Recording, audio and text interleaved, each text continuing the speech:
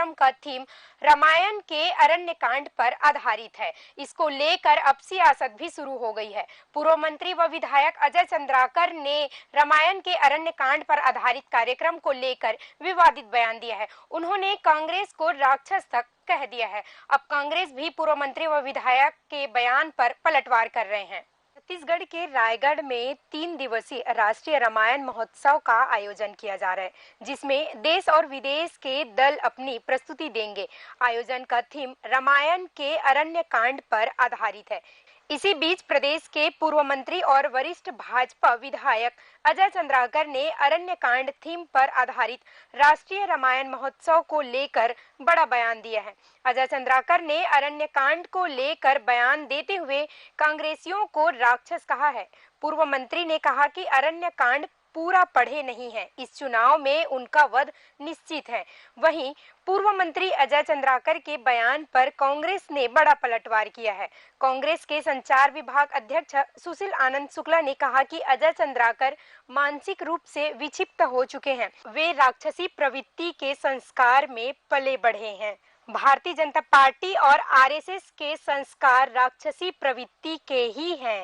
रामायण को बार बार ये बोल रहे हैं कि अरण्य कांड पर आधारित होगा। आप लोगों ने मेरा भाषण सुना होगा तो विधानसभा में मैंने कहा था कि अरण्य कांड के 4 पंक्तियां लिख देते करके।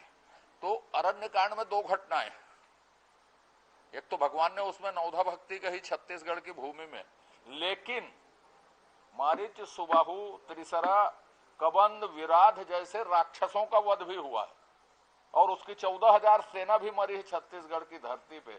तो ये जो कांग्रेसी हैं वो राक्षस हैं। अरण्य कांड पूरा पढ़े नहीं है, इसमें उनका वध सुनिश्चित है। इस चुनाव में मैं जिन राक्षसों का नाम बताया उसी राक्षस के बरोबर हैं, उनका वध निश्चित है और उनकी पूरी 14,000 सेना मारी जाएगी।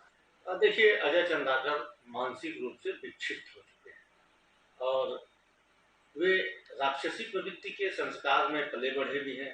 भारतीय जनता पार्टी आरएसएस के संस्कार राक्षसी प्रवृत्ति के हैं, तो उन्हें अरण्य कांड में पूरे राक्षसों के ही गुणगान नजर आ रहे हैं, जबकि अरण्य कांड तो रामचरितमानस का सबसे पावन कांड है। अरण्य कांड में ही माता सती अनसुईया ने माता शिक्षा को पत्नी धर्म का और स्त्री धर्म की शिक्षा दी है।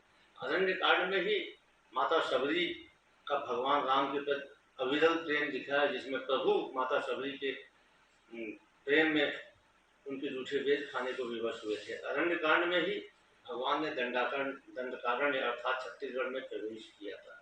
अरण्य कांड में ही सुतीक्ष मुनि की भगवान के प्रति अभिभूति भक्ति दिखी है।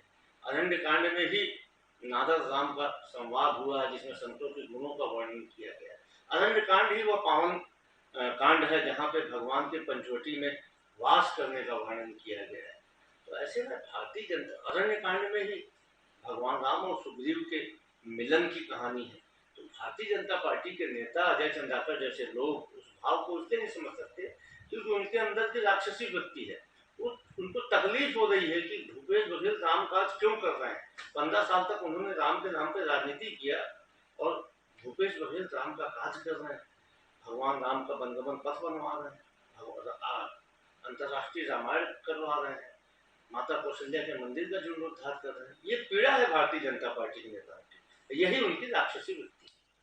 रायगढ़ में आयोजित होने वाले राष्ट्रीय रामायण महोत्सव का शुभारंभ 1 जून को होगा, जिसकी तैयारी अब अंतिम चरण में है। वहीं आयोजन से पहले अब इसकी थीम को लेकर सियासत गरमाने लगी है। भाजपा नेता ने जहां कांग्रेस की तुलना राक्षस से की है, तो वहीं कांग्रेस ने भी भाजपा नेता के